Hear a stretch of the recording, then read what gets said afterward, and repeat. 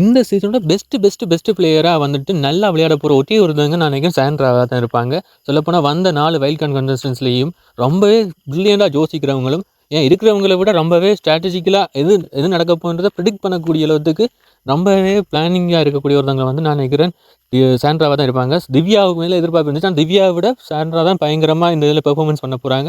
சீக்கிரம் டாஸ்க்லேயே ஏற்கனவே அவங்க பெர்ஃபார்மன்ஸை பார்த்து நீங்கள் பிரஜினை விட இப்போ சாண்ட்ரா தான் நல்லா விளையாடுறாங்கன்றதை இன்றைக்கி நடந்த சம்பவத்தை வச்சு நான் புரிஞ்சுக்கிட்டேன். என்ன நடந்திருக்குண்டா, இந்த பிரச்சனை வந்து நடக்க வந்துட்டு அதாவது வந்துட்டு என்ன எங்களுடைய சபரிக்கும் திவ்யானுக்கும் நடந்த பிரச்சனையில் வந்துட்டு இவங்க தான் ஜட்ஜாக இருந்தாங்க. ஸோ ஜட்ஜாக இருந்த அவங்க வந்து என்ன பண்ணாங்கன்னா, பார்வதிக்கு சப்போர்ட்டாக ஒன்றுமே பண்ணல.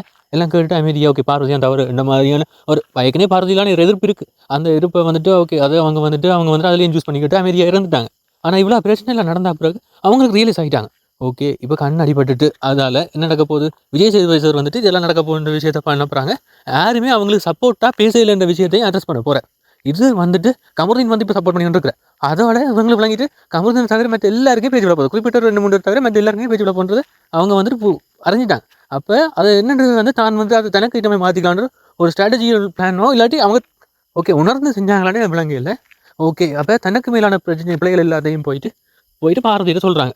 ஓகே நான் வந்துட்டு அந்த பிரச்சனை நடக்க அதை நோட்டீஸ் பண்ணி உனக்கு சர்வா நான் கதைச்சு இருக்கணும், அதில் நடந்த பிள்ளைகள் எல்லாத்தையும் அட்ரஸ் பண்ணி இருக்கணும். பிக் பாஸ் கூட ஹிண்ட் கொடுத்தாரு, ஆனால் நான் வந்துட்டு அதை யூஸ் பண்ணிக்கல ரெண்டு விஷயத்த வந்துட்டு கன்ஃபர்ஸ் பண்ணிட்டாங்க. அது மட்டும் இல்லாமல் பார்வதிக்கு எகென்ஸ்டாக வந்து அன்பு கேங் வந்து நடந்துக்கிட்ட விதத்தையும் அவங்க தெளிவாக வந்துட்டு ஓகே இதுதான் அவங்கெல்லாம் பண்ணுறாங்க, இதுதான் அவங்களோட குரூப் கேம், நாங்கள் வந்துட்டு தவறாக புரிஞ்சு. ஆனால் பார்வதி மேலே அவங்களுக்கு எதிர்ப்பு இருக்குது.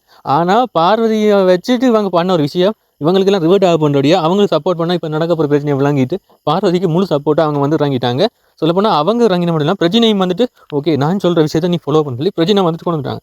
இந்த டாபிக் கதை கேட்க திவ்யா வந்து என்ன பண்ணுறாங்கன்னா, திவ்யான்ற ஒரு குணத்தை பாருங்கள் இதில் என்ன பண்ணிடுறாங்கன்ற. திவ்யா வந்து எப்படி இருந்தா நீங்கள் பார்த்தீங்களா, அவங்க வந்துட்டுனா இப்போ அவங்க ஸ்டாண்டில் நிற்கிறாங்க. தனக்கு இவங்கெல்லாம் இப்படி தானே பண்ணாங்க, தனக்கு இவங்க இப்படி தானே பண்ணாங்க, செல்ஃபிஷான ஒரு மைண்ட் செட்டில் இருக்கிறாங்க. ஸோ அதை வச்சு டாப்பிக்கை தொடங்கி பிஜே பார்க்கறதுலான தவறுகளையும் அவங்க சொல்ல வரலாம்னு வலிக்கு தைக்க சாண்ட்ராவோடையும் கட்டையை கொடுத்து ஓகே இதுக்கு மேலே நீ கதைக்க உனக்கு விளங்கல விஷயம் இஞ்சளவான்னு சொல்லிட்டு சாண்ட்ரா பிரஜின் எங்களுடைய திவ்யானஸ் 3 பேரும் வந்துட்டு தனியாக போயிட்டு திவ்யானஸ்கிட்ட வந்துட்டு விளங்கப்படுத்துகிறா சாண்ட்ரா இதெல்லாம் என்ன பிரச்சனை இருக்குது, நாம் வந்துட்டு இது நம்மளாம் இதில் பெரிய தவறு இருக்குது, பிஜே பார்வதியான் சப்போர்ட் ஓகே இருக்கணுன்றதை அவங்களை தெளிவுபடுத்தின உடனே தான் திவ்யா விளங்குது. ஓ அப்படியா நாம் வந்துட்டு அவசரப்பட்டு அங்கால போப்புறேன்ற மாதிரியான அப்படியே விளங்கிட்டேன். ஓகே திவ்யா கணேஷ் வந்துட்டு இப்போ அது பார்வதிக்கு எதிராக நான் கதைக்கூடாது, இப்போ யாருக்கு எதிராக கதைக்கணும் வேண்டாம், அன்பு கேங்க்கு எதிராக கதைக்கணும், அவங்களுக்கு தான் குத்தணும்ன்றதை அவங்க முடிவை எடுத்துட்டாங்க. ஸோ தட் இதுதான் கேம்ன்றதை விளங்கிட்டு அவங்க வந்து மாறிட்டாங்க. இதில் வந்துட்டு இவங்கெல்லாம் இப்படி பண்ணி கொண்டு இருக்கிறத பார்க்க தான் விளங்குது. என்னடா இவ்வளோ நாளாக பார்வதி எதிரி என்னவங்க இப்போ தான் விளங்கிட்டு பார்வதிக்கு இந்த முறை பிடிக்கும், விஜய் சேதுபதி பயங்கர சப்போர்ட் பண்ண போகிறாங்க. அந்த நேரம் பார்த்துட்டு தங்கள் பிள்ளைலாம் விட்டுட்டாங்க, எல்லா பிள்ளையும் விட்டுட்டேன். அந்த பிள்ளை நடக்க ஒரு சப்போர்ட் பண்ணாமல் பிள்ளை முடிஞ்சா பிறகு இல்லை இது இப்படி நடந்திருக்கக்கூடாது, நாங்கள்லாம் பண்ணி இருக்கணும் இப்படி சப்போர்ட் பண்ணி இருக்கணும்னு சொல்கிறதுல என்னடா நியாயம் இருக்குன்ற மாதிரி எனக்கு தெரியலை. பார்வதிக்கு சப்போர்ட் கதைக்கிறது மூலமாக என்ன நடக்க போகுதுன்னா தங்களுக்கு விழ போகிற பேஜ் குறையும் என்று இதை அவங்க எதிர்பார்க்குறாங்க. ஸோ அதே மாதிரி தான் நடக்க போகுது. பார்வதிக்கு அகென்ஸ்டாக கதைக்காதபடியாக அவங்க பார்வதி சப்போர்ட் பண்ணுறபடியாக பார்வதிக்கு விஜய் சேதுபதி அவங்களுக்கு சப்போர்ட்டாக கொஞ்சம் குறைவாக தான் பேசுவார். அன்பு கேங்கு தான் பயங்கரம் விழ போகுன்றதும் விளங்கிட்டு எனக்கு.